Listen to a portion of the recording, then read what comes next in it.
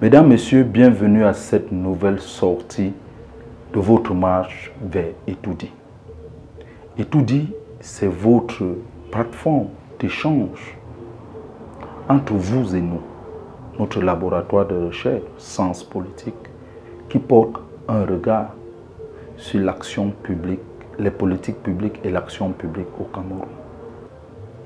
Vous savez, en toute chose, il faut des décideurs. Et nous avons décidé, en cette veille de 2025, de porter un regard sur la marche vers la magistrature suprême. C'est l'élection majeure, dit-on généralement. Et aujourd'hui, nous abordons une question centrale, celle ayant trait à l'activité de certains partis politiques, du moins certains regroupements de partis politiques. Vous avez sans doute eu vent de la sortie du ministre de l'administration territoriale, le gendarme intérieur, du moins le policier intérieur de l'État du Cameroun, sur la marche de certains acteurs, notamment les regroupements dans le cadre d'une alliance pour la transition et également d'une alliance pour envisager gagner l'élection de 2025. Nous vous avons dit, lors de notre première sortie, que tout cela sera difficile parce que, en lieu et place d'une philosophie politique, nous cherchons à être réalistes, avec un regard peut-être averti, mais figé ou fixe sur la réalité. Nous ne parlons pas ici des conjonctures ou des intentions. Nous analysons ce qui est véritablement pensé par les acteurs. Nous ne dérogeons pas à cette règle. Nous y resterons. Qu'en est-il réellement de cette sortie de M. Atangandi qui tense certains responsables de l'opposition qui ont espéré se regrouper? En réalité, d'entrée de jeu, nous ne sommes pas surpris de cela. Au contraire, cela confirme notre prévision de départ, la difficulté. Et nous essayons de donner à chaque sortie les pistes pour la surmonter. Ce que le ministre de l'administration territoriale exprime par sa sortie, c'est la force de la puissance publique. La puissance publique, c'est celle-là qui a la capacité de contraindre en toute légalité. La puissance légitime, dit certains, c'est l'État, c'est le monstre foi qui agit. Il agit sur des institutions légalement constituées. Il faut bien le dire que les partis politiques, c'est bien les lois de décembre 1990. Donc il y a un cadre juridique qui est favorable à ces actions. Mais il y a un cadre juridique qui peut également donner la latitude, c'est la raison d'État. C'est les fameuses notions de trouble à l'ordre public qui sont des expressions dans le jargon de l'administration publique camerounaise depuis 1960 pour essayer d'anéantir toute action des acteurs politiques. Nous commençons par la transition.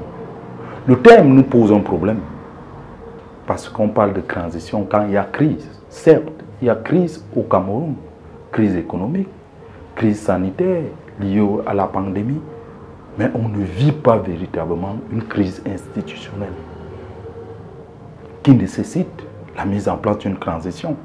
Nous avons échangé avec certains acteurs de cette transition.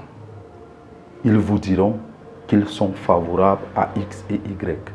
Il faut faire table rase, il faut nommer quelqu'un ou le désigner pour remettre le pays à neuf. Cette tendance-là est opposée à d'autres qui pensent qu'il faut aller aux élections. Elle est portée par Honorable Nietzsche, la première tendance étant portée par professeur Olivier Billet.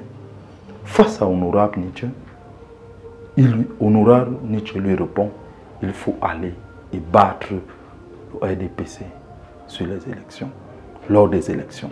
Cela est possible, nous vous l'avons dit, mais cela nécessite un travail que malheureusement nous ne voyons pas sur l'espace public camerounais. Nous voyons une confusion d'espace entre les acteurs. Toutes ces lettres sont diffusées sur les réseaux sociaux et alimentent les commentaires. Mais il y a une différence, et tous les sociologues vous le diront. Une difficulté à contraindre le citizen sur les réseaux sociaux en potentiel citoyen, pour ne pas dire électeur, plus encore, voix en faveur de X ou Y. C'est un travail de fond qu'il faut mener. Nous ne l'observons pas. Nous observons en réalité une adversité qui ne nous surprend pas. Ce d'autant plus que dans les différentes plateformes, qu'il s'agisse des coalitions, qu'il s'agisse des espaces pour la transition, nous voyons des mariages contre nature. Contre nature, c'est-à-dire sur le plan idéologique, sur le plan des idées, sur le plan du comportement des acteurs. Il y a beaucoup de différences l'un et l'autre. D'ailleurs, ces acteurs n'hésitent pas, à chaque fois que l'occasion est possible, de s'entretuer, de s'entre-choquer. Vous avez bien vu la sortie, abondamment relayée par certains journaux de la place, du professeur Olivier Belly, qui annonce que le président du MSC, le professeur Maurice Kamto, ne peut pas avoir en 2025 le score de 2018. Vous voyez où se trouve l'offre politique des partis qui aspirent à remplacer le RDPC. Cela est à refaire. Cette offre politique est à refaire. Elle est à refaire comment? Les gens ont tendance à croire que nous parlons simplement sans proposer des solutions. Nous esquissons des solutions larges qu'il faut déceler en nous écoutant en filigrane, en nous écoutant en filigrane, en nous considérant comme un simple citoyen, peut-être éclairé, peut-être spécialisé sur la politique, mais moins comme un adepte ou un militant. Parce que nous considérer ou nous attendre sur le militantisme politicien, c'est vous décevoir. Nous sommes pour le militantisme du changement, de l'amélioration des conditions de vie des citoyens dans leur ensemble, dans la construction d'un pays encore plus solide que ce qu'il n'a été depuis 1960 à nos jours. C'est pourquoi, face à la puissance publique, nous exigeons, nous proposons aux partis politiques d'adopter une formule très simple. Vous savez, par le passé, on pouvait avoir ce qu'on appelait le vote censitaire, c'est-à-dire participer à une élection était le propre d'une catégorie de personnes. Et sur ce coup, nous pensons véritablement que la question de coalition mérite une catégorisation. Et nous esquissons quelques schémas. Un premier niveau de parti politique constitué de ceux qui ont pris le risque, en février 2020, de participer aux élections législatives et municipales et qui sont représentés au niveau des conseils municipaux, dans les mairies, mais également à l'Assemblée nationale et d'autres au Sénat. Nous demandons à cette parti politique de constituer le premier basket ou bien la première catégorie afin de réfléchir entre eux, si possible impliquer leurs militants. Parce que, à dire vrai, au nom de quoi un responsable de parti politique s'engage à une coalition, à une transition, a-t-il consulté la base si véritablement il tire son pouvoir de cette base? C'est pourquoi nous dépendons à ces partis dits de l'opposition institutionnelle, pas sur le plan péjoratif, mais sur le plan de la représentation politique, de se constituer en un premier cercle. À côté, nous pensons à l'autre multitude de partis politiques qui ont pour dénominateur commun de n'être représentés nulle part, ni dans les conseils municipaux, ni dans les deux chambres du Parlement. Cela donne à ces partis du second panier de s'organiser en interne et de corriger beaucoup de manquements. Ces manquements permettent quoi? La signature de ce qu'on peut appeler des mémorandums d'entente. Une sorte de non-agression, une sorte de fusion de leur politique en interne entre états-majors des différents directoires, des différents comités de direction, des différents bureaux nationaux. Ils se mettent au travail afin de fluidifier et de faire une synthèse de ce qui est commun et de ce qui ne l'est pas. En ce moment, les choix seront plus faciles parce que il sera possible. En ce moment, les choix seront plus faciles parce que il sera possible pour certains partis politiques de mettre de l'eau dans leur verre afin de le diluer et permettre à d'autres partis d'y être ensemble. Tout cela doit être sur une base véritablement populaire. Si véritablement les partis dits de l'opposition veulent esquisser une candidature unique, quelle que soit la forme, ils doivent passer par une adhésion populaire. Parce que, imaginez-vous qu'un candidat soit désigné et qu'il ne rencontre pas l'assentiment des différentes bases militantes des partis politiques dits de l'opposition. Cela reviendrait simplement à un basculement sans réfléchir vers le parti au pouvoir. Ce parti au pouvoir qui a l'avantage d'une chose, de la puissance publique. C'est pourquoi, souvent dans mes sorties, je vous parle du rapport de force. Le rapport de force est important.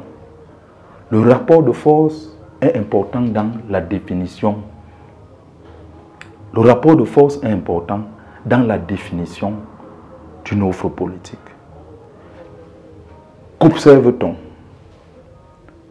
Certains acteurs, pas toujours politiciens, parce que nous ne détenons pas leur carte politique, animent le débat public avec des mouvements comme celui dit « Il y avait quoi avant ?»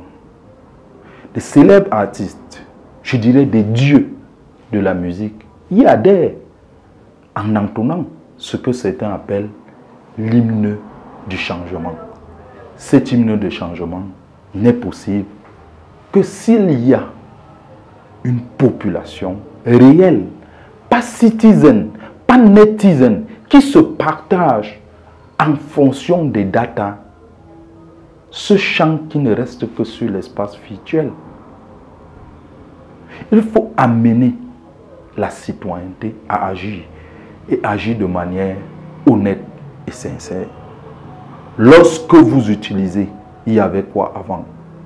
qui est une sortie de piste d'un membre du gouvernement, vous organisez un mouvement autour, vous transformez cela en faveur du parti au pouvoir, qui a là une occasion de faire ce que nous appelons souvent en stratégie les effets majeurs. Ces effets majeurs ont été visibles dimanche, lorsque le RDPC, le gouvernement, a décidé de présenter un film documentaire sur certaines réalisations de l'ère dite BIA. Nous ne considérons pas, de notre posture, qu'il y a une différence sensible en termes de gouvernance entre l'ère BIA et celle de Ahidjo. Au contraire, nous pensons à une continuité entre un père politique et un fils politique. Cela peut constituer l'objet d'une autre sortie. restons sur l'offre politique.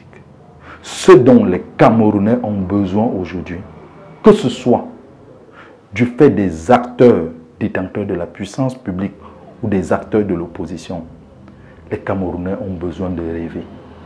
Parce que le téléphone est une arme à double tranchant. Elle permet de parcourir le monde en scrollant sur son téléphone au quotidien. Et les jeunes nés sous le renouveau, des adultes, attendent une offre qu'ils peuvent acheter. En réalité, ils ont besoin d'être gragués. Des adultes attendent une offre qu'ils peuvent acheter. En réalité, ils ont besoin d'être gragués. Gragués par le plus offrant financièrement, à l'instant T. Gragués par ceux qui regardent l'adversaire uniquement, ou gragués par ceux qui disent « allons ensemble réaliser notre rêve ». Nous avons coutume de le dire, nous ne sommes pas ici pour donner des leçons, nous essayons simplement de répondre de manière spontanée sur la marche vers Etoudi en 2025. C'était juste un sens politique. Merci de la confiance que vous nous faites en parcourant ces vidéos et recommandez-les aux autres. En réalité, éveillons tous notre sens politique sur la marche vers Etoudi. À la prochaine.